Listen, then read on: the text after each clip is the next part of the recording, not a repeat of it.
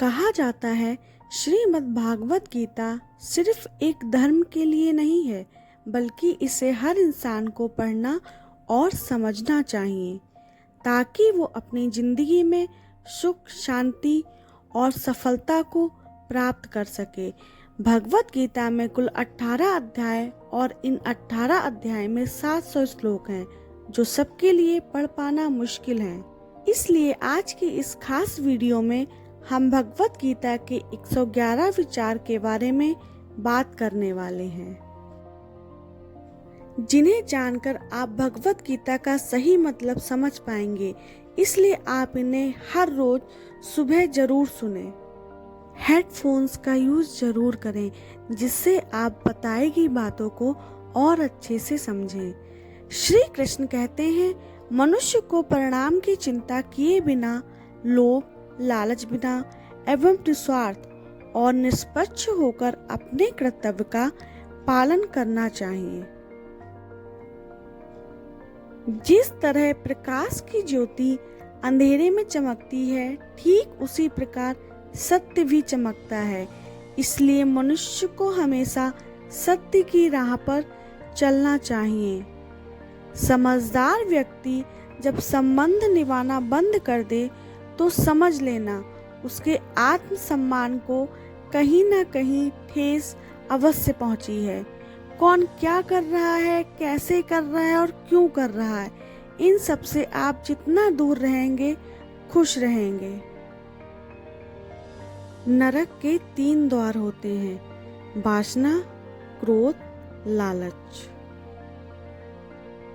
कोई भी इंसान जन्म से नहीं बल्कि अपने कर्मों से महान बनता है। जिस प्रकार अग्नि स्वर्ण को परखती है, उसी प्रकार संकट वीर पुरुष को परखते हैं। समय से पहले और भाग्य से अतिरिक्त किसी को नहीं मिलता। जिस मनुष्य के अंदर ज्ञान की कमी और ईश्वर में श्रद्धा नहीं होती, वो मनुष्य जीवन में कभी भी आनंद और सफलता प्राप्त नहीं कर पाता। जिस प्रकार मनुष्य पुराने वस्त्र को त्याग कर नए वस्त्र धारण करता है, ठीक उसी प्रकार आत्मा पुराने व्यर्थ के शरीर को त्याग कर नए भौतिक शरीर को धारण करती है।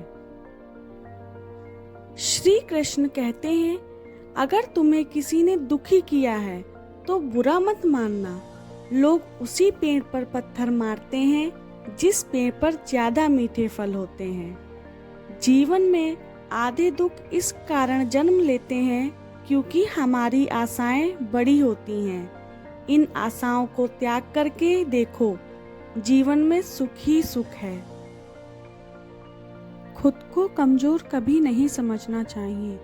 अगर आप गिरते हो तो उठने का प्रयास करो, लड़ो, पूरी निष्ठा से अपना कर्तव्य, अपना कर्म निभाओ, बाकी सब मुझ पर छोड़ दो।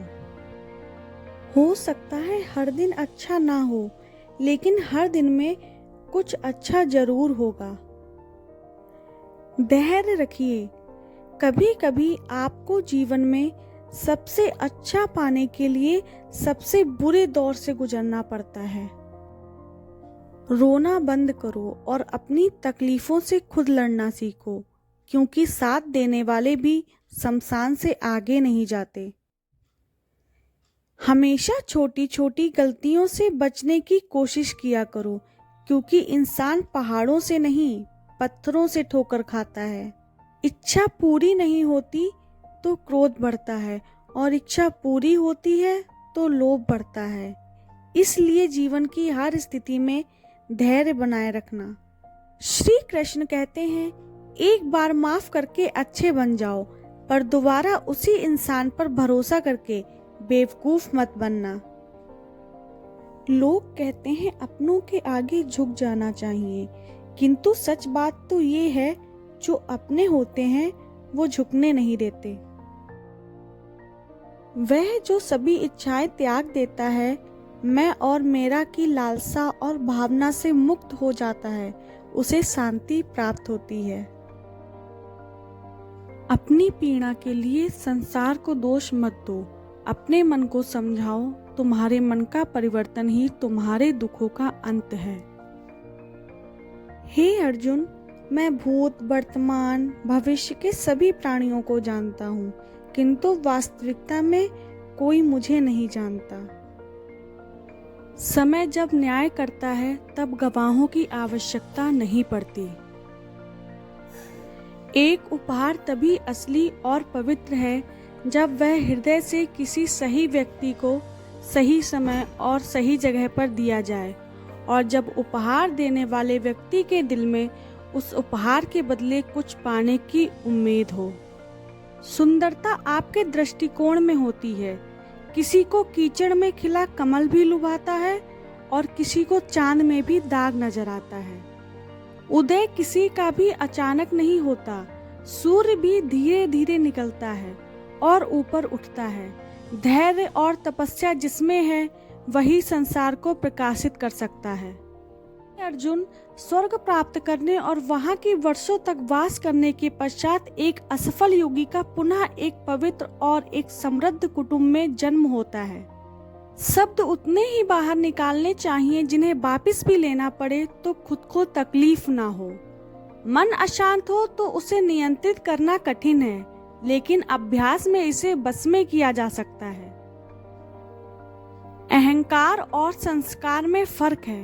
अहंकार दूसरों को झुकाकर खुश होता है, संस्कार स्वयं झुककर खुश होता है। वह फसल है जिसे इंसान को हर हाल में काटना ही पड़ता है, इसलिए हमेशा अच्छे बीज बोएं ताकि फसल अच्छी हो।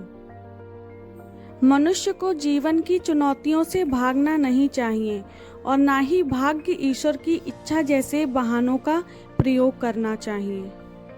भगवान कृष्ण कहते हैं, मेरे लिए ना कोई घृणित है ना प्रिय, किंतु जो व्यक्ति भक्ति के साथ मेरी पूजा करते हैं वो मेरे साथ हैं और मैं भी उनके साथ हूँ। जब जब इस धरती पर पाप, अहंकार और अधर्म बढ़ेगा तो उसका विनाश कर धर्म की पुनः स्थापना करने हेतु अवश्य अवतार लूंगा। कृष्ण कहते हैं, जिंदगी में सब कुछ खत्म होने जैसा कुछ भी नहीं होता। हमेशा एक नई शुरुआत हमारा इंतजार कर रही होती है। अपनी पीड़ा के लिए संसार को दोष मत दो, अपने मन को समझाओ। तुम्हारे मन का परिवर्तन ही तुम्हारे दुखों का अंत है। सफलता जिस ताले में बंद रहती है वह दो चाबियों से खुलती है, एक कठिन परिश्रम, दूसरा दृढ़ संकल्प। जो दान कर्तव्य समझकर बिना किसी संकोच के किसी जरूरतमंद व्यक्ति को दिया जाए वह सात्विक माना जाता है। जीवन में समय चाहे जैसा भी हो, परिवार के साथ रहो, सुख हो तो बढ़ जाता है और दुख हो तो बढ़ जाता है। इस संसार में मूर्ख व्यक्ति, अधर्मी, अज्ञानी व नास्तिक प्रकृति का व्यक्ति मेरी शरण स्वीकार नहीं कर सकता। अपने जीवन में कभी भी ना किसी को आनंद में वचन दें, ना क्रोध में उत्तर दें और ना ही कभी दुख में निर्णय लें। किसी और का काम पूर्णता से करने से कहीं अच्छा है कि अपना काम करें, भले ही उसे अपूर्णता से करना पड़े। अहंकार करने पर इंसान की प्रतिष्ठा, वंश, वैभव तीनों ही समाप्त हो जाते हैं। जीवन में कभी भी अपनी तुलना किसी से मत कीजिए। आप जैसे हैं सर्वश्रेष्ठ हैं। जो अपने मन पर नियंत्रण नहीं रखता वह स्वयं का धीरे धीरे शत्रु बन जाता है। स्वार्थ संसार का ऐसा कुआं है जिसमें गिरकर निकल पाना बड़ा कठिन होता है। सेहत के लिए योग और किसी की जरूरत पर सहयोग, दोनों से ही जीवन बदलता है।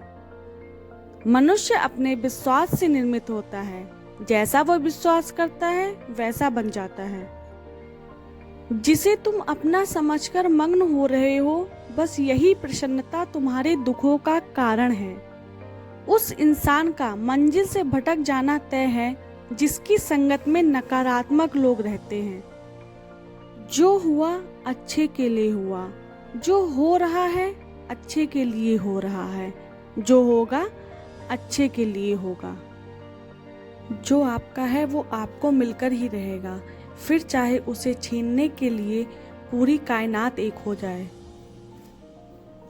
दो प्रकार के व्यक्ति इस संसार में स्वर्ग से भी ऊपर स्थित होते हैं। एक वो जो शक्तिशाली होकर भी क्षमा कर देते हैं, और दूसरे वो जो दरिद्र होकर भी कुछ दान करते हैं। अगर साफ नियत से मांगा जाए तो ईश्वर नसीब से बढ़कर देता है। जब भी विनाश होने का प्रारंभ होता है, शुरुआत वाणी के संयम खोने से होती है। सेवा सबकी करो, मगर आशा किसी से मत रखो, क्योंकि सेवा का सही मूल्य ईश्वर ही दे सकते हैं।